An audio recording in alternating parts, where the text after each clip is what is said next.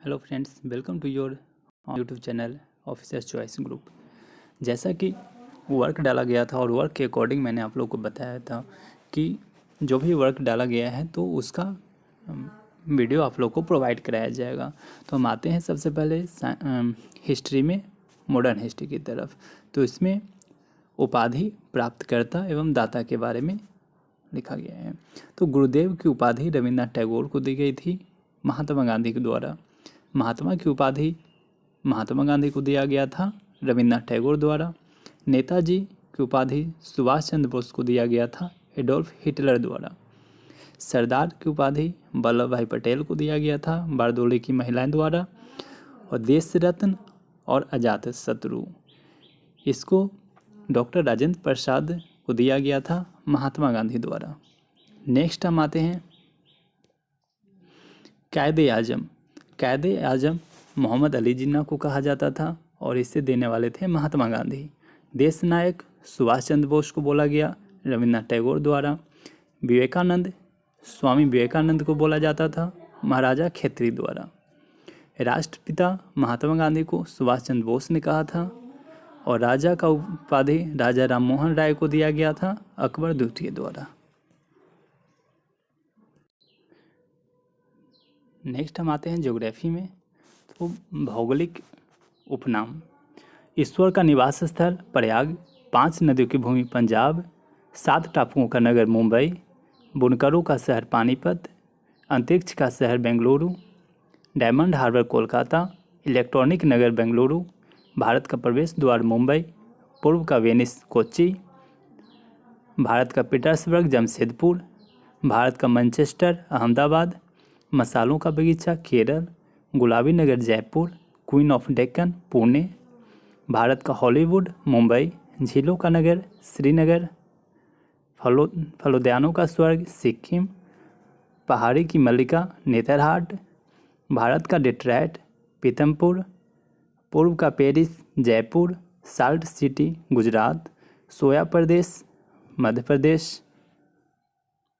Malay का देश कर्नाटक, सर्वाधिक प्रदूषित नदी साबरमती है, दक्षिण भारत की गंगा कावेरी, काली नदी शारदा, ब्लू माउंटेन नीलगिरी पहाड़ियाँ, एशिया की अंडों की टोकरी आंध्र प्रदेश को कहा जाता है, राजस्थान का हृदय अजमेर, सुरमा नगरी बरेली, खुशबुओं का शहर कन्नौज, काशी की बहन गाजीपुर, लीची नगर देहरादून, राजस्थान का शिमला माउंट आबू,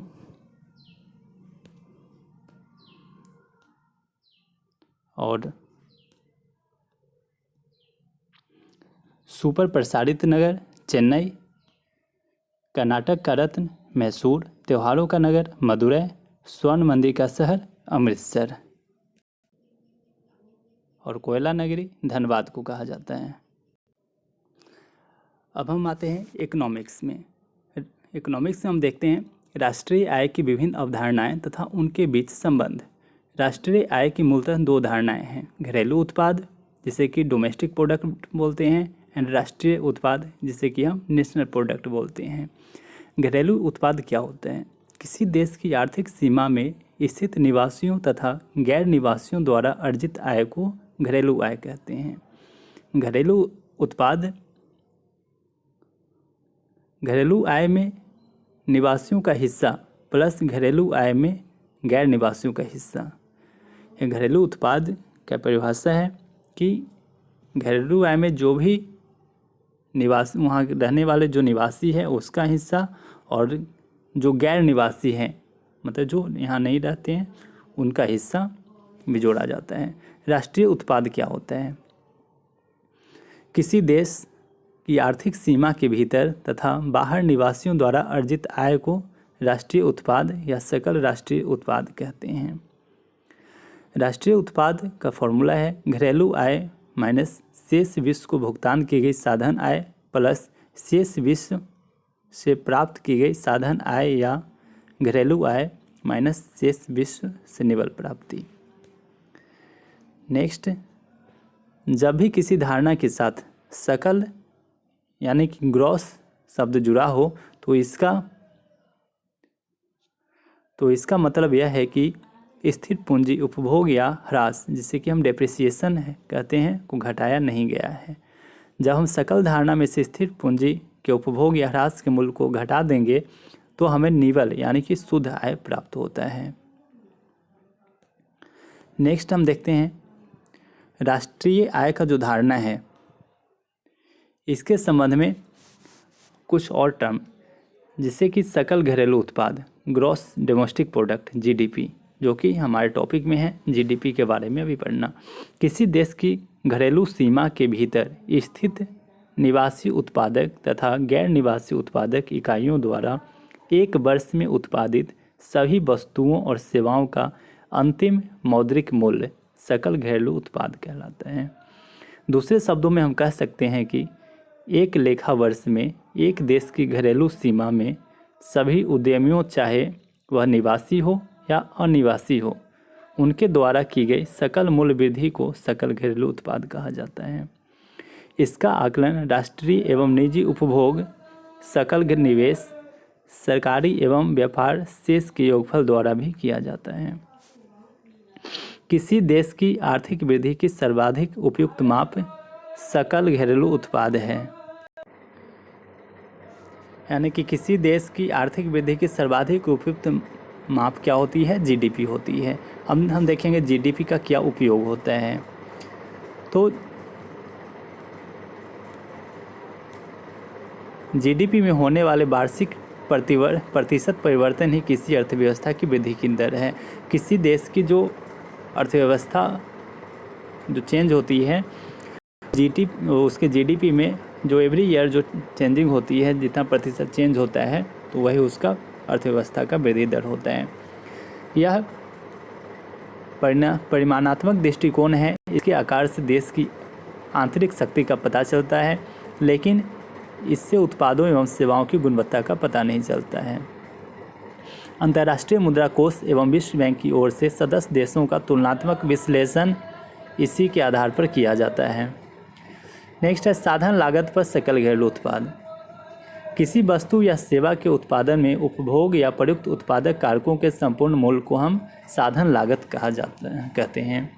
साधन लागत में सरकार को भुगतान किए गए कर को शामिल नहीं किया जाता है, क्योंकि यह प्रत्यक्ष तौर पर उत्पादन प्रक्रिया में शामिल नहीं होता है, परंतु यदि कोई अनुदान प्राप्त की जाती है तो उसे साधन लागत में शामिल किया जाता है। समझिए आप लोग। CSO द्वारा फरवरी 2015 में जारी निर्देश के अनुसार अब साधन लागत पर व्यक्त जीडीपी राष्ट्रीय आय को नहीं प्रदर्शित करेगी। नेक्स्ट है बाजार मूल्य पर सकल घरेलू उत्पाद। बाजार मूल्य वह मूल्य है जिसे एक उपभोक्ता द्वारा खरीदते समय किसी विक्रेता को सौंपा जाता है। बाजार मूल्य पर पहुंचने के लिए साधन लागत में सरकार को भुगतान किए गए कर को शामिल किया जाता है, जबकि सरकार द्वारा दिए गए अनुदान को साधन लागत में से घटा दिया जाता है। ओके। नेक्स्ट हमारा संविधान का टॉपिक है वित्त आयोग। इसके बारे में हम पढ़ेंगे अभी। तो संविधान के अनुच्छेद 280 में अनुच्छेद 280 में वित्त आयोग के गठन का प्रावधान किया गया है। वित्त आयोग के गठन का अधिकार राष्ट्रपति को दिया गया है। वित्त आयोग में राष्ट्रपति द्वारा एक अध्यक्ष एवं 4 अन्य सदस्य नियुक्त किए जाते हैं। भारतीय संविधान के अनुच्छेद 281 के अंतर्गत राष्ट्रपति वित्त आयोग की सिफारिशों को संसद के प्रत्येक सदन के समक्ष रखवाता है। राज्य वित्त आयोग का गठन भारतीय संविधान के अनुच्छेद 243(1) के द्वारा किया जाता है।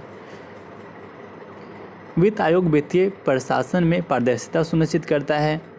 हम देखेंगे वित्त आयोग जो कि अब तक गठित हुआ है। अब तक टोटल 15 वित्त आयोग गठित किए गए हैं। पहला 1951 में गठित किया गया था। केसी नियोगी उसके अध्यक्ष थे। उसकी अवधि थी 1952 से 57 तक। 14वां वित्त आयोग 2013 में गठित किया गया था, जिसके अध्यक्ष थे YV रेड्डी, जो कि 2015 से 2020 तक चला था। और 15वां वित्त आयोग जो कि अभी चल रहा है 2017 में गठित किया गया था NK सिंह इसके अध्यक्ष हैं अभी NK सिंह, और ये 2021 से 2026 तक काम करेगी। वित्त आयोग के प्रमुख कार्य हम देखेंगे। वित्त आयोग द्वारा संघ हुआ राज्यों के बीच करों की शुद्ध आगमों का वितरण और राज्यों के बीच ऐसे आगमों का आवंटन किया जाता है। वित्त आयोग भारत की संचित निधि में से राज्यों के राजस्व में सहायता अनुदान को शासित करने वाले सिद्धांतों के बारे में बताता है।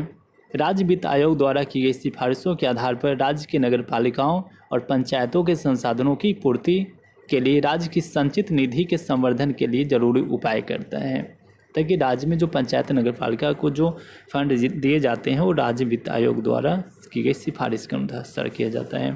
फिर राष्ट्रपति के द्वारा वित्त आयोग को सुदृढ़ वित्त के हित में निर्दिष्ट कोई अन्य विषय सौंपे जाने पर वित्त आयोग अपनी सलाह देता है।